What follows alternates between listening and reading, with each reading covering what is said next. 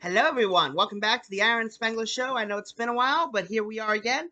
And today I'm going to be reviewing for you all the Sight and Sound play David. I saw this yesterday, and I'm going to give you my thoughts. As you know, my brain is just about as organized as a tossed salad or a piece of spaghetti. So, yeah, it's not in a strong order. So what I'm going to do is I'm going to look. I have the program here. I'm going to go through the acts of the play and just tell you about some of the things that I really liked, a couple of things I questioned spiritually, but also just how amazing the whole play was. First and foremost, it's very I know that it's very hard for them to be able to make a show like this to cover one person's entire life, especially a character, a person who is so prominent and well known as King David. Like, for example, Alexander Hamilton. People wouldn't realize what had been missed out from his life because we don't know the life and times of Alexander Hamilton, except for what the musical shows us. But David, people know. People, most Christians know more than the Wikipedia entry of who David is. So that being said, it's hard to fit in his entire life in a 2-hour musical.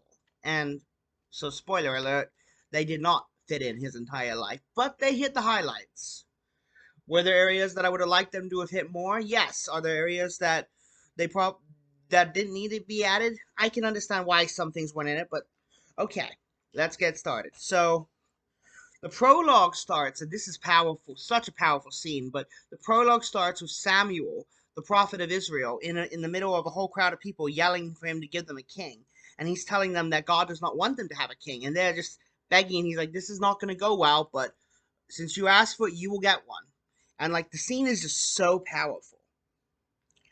We then travel to where David is a kid, and he's really noisy and he almost looks like he almost seems like he has a bit of ADHD or something. Like he's bouncing around the stage playing his harp and everyone's getting excited, except his dad, who has issues with him and with the music and is like, get back to work. So they send David away to be with the shepherd, to be with the sheep. Now, they have live sheep there, which is pretty cool. I do wish that they actually had a scene where David sits down with the sheep, but I think it was just hard enough for them to train the sheep to come on the stage and come off. So that's mostly what the sheep did. But they did. But then David has a number with his mother, who the girl who plays her has an amazing voice. But anyway, a lot of the songs take in and are parts of the Psalms. The biggest one is the Psalm 23, "The Lord is my shepherd." That is very strong throughout the show. And Psalm 51 is a big part of Act 2. But there are probably almost all of David's psalms, so I would say are referenced throughout it. So David grows up. His brothers go to work for King Saul, and interestingly, I love how they do this, like how they do the timeline. I'm not. Sometimes it's hard to necessarily see how things work linearly in the Bible, but I love. So they have Samuel comes and anoints David to be the next king, and the very next scene, David is sent to go play music for Saul. The way they did that was just awesome. Not long after, the army goes to battle, and there is Goliath, and David comes and is willing to fight him. The interesting thing they did about Goliath was he's like a giant robot, and while it is obvious he's a robot, it's the immense size and stature of Goliath make it not matter. And he just seeing that giant robot on stage, and then when it topples down, it's pretty cool. There's no two ways about it. And after that, I wish we had seen, and this is another thing about the whole 2 hours and only can show so much. I wish they had been able to show us more of King Saul when he was at his prime. Because when we met King Saul in this musical, he's a little crazy already, and he's a little paranoid about different stuff. But and especially after David wins the battle, and then all of the girls are singing, "Saul slain his thousands, and David his tens of thousands." Yeah, he does not like that whatsoever, and so Saul very quickly becomes Mr. Bad Guy, and the rest of the first act is basically Saul trying to kill David, and it's very powerful. Especially a song which is called "Anything to Keep the Crown," which is him just saying he will do anything, and like he's upset that God has turned away from him, or at least that's what he thinks. When it really is, he has stopped following God, and there's an interesting parallel between when Saul makes some mistakes, he blames God, whereas when David makes mistakes, he repents to God. And so that's a big theme, and it contrasts why David was a successful king, even though he had mistake after mistake, while Saul was not a successful king. So near the end of the first act, we're introduced to not Joseph, David's mighty men. These are a bunch of guys, including Joab, and this is great song about them all saying the battle belongs to the Lord, and them all going off and fighting their own giants and defeating armies of the Philistines. It is just such an epic story, and that's pretty much how it ends the first act, and it's really been an amazing. It was really an amazing part of the story to see them do that. And also the other thing that David sings, which they talk a lot about how the line that there's going to be a king who is a man after God's own heart. So one of David's songs, or at least the line that he always sings, is "I am after your heart." Sorry, I know I'm not the best singer, but that's why I'm on YouTube and not Sight and Sound. Okay, so that's Act 1.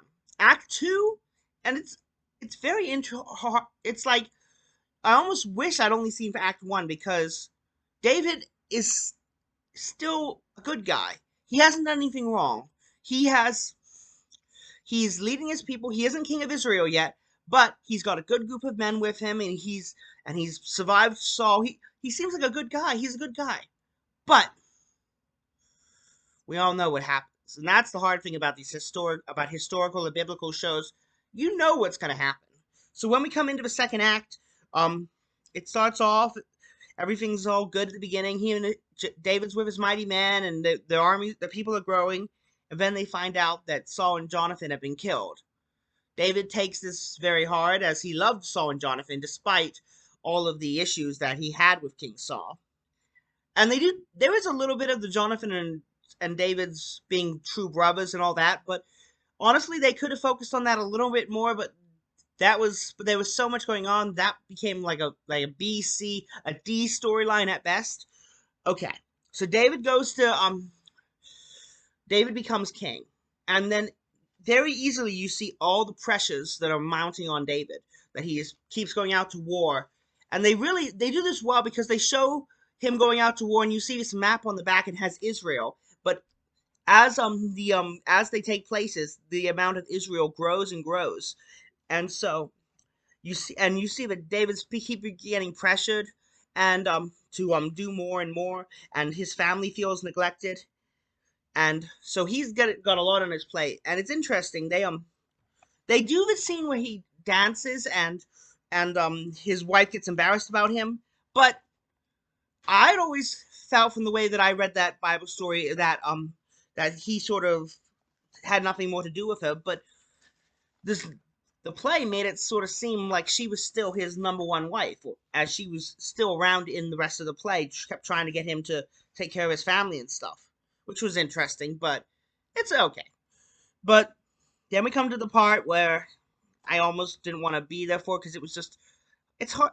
It's hard to watch someone know that they're gonna make the wrong decision, but yet you see it anyway. So Bathsheba. David stays at home and doesn't go to the battle, and he sees this woman on the roof. Yes, they did it very tastefully. She was behind a curtain, and it was just to the imagination. But yeah, she. But then But she's gonna have the baby, and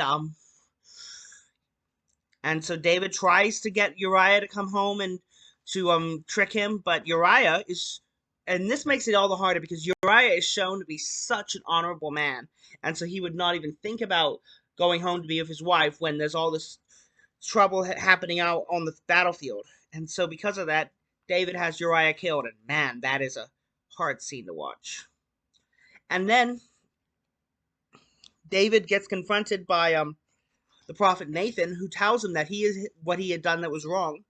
And David repents. And there's this huge song about that David sings about how he tried to do all that he needed to do to keep the throne and to be the good king that he needed to be, but he realizes what a big mistake he made. And that's when they go through the Psalm 51 part. But then he comes back, and Nathan mentions about the sacrifice, about how there is a sacrifice, and we actually get to see an image of Jesus there. And then it goes back to David being with his family, and actually it fast forwards to David's death and how he's still talking about being after God's own heart. So, did it cover everything in David's life? No. It didn't even really mention that the child that Bathsheba was having was going to die. That was interesting. But even so, there was so much in it about slaying giants, about fighting the good fight, following God in everything that we do, that it was an amazing show. It wasn't like an action adventure show, even though it had a lot of action. It was more just like if God gives you a task, how are you going to fulfill it? Are you going to do what God calls you to do? And what do you do when those temptations come? And so, with all that being said, I'd give it like an 8 out of 10. It was a great show. I highly recommend it. I would love to go see it with you if you pay. But anyway, may God bless you all. I'm going to pray and thank you for listening to the Aaron Spangler Show. Dear God, thank you for loving us. Help us to be men of our God, after God's own heart. And as we see with David, that doesn't mean we're perfect, but know that as we follow you, help us to do what you want us to do and nothing else. In Jesus' name, amen. God bless you all and have a great day.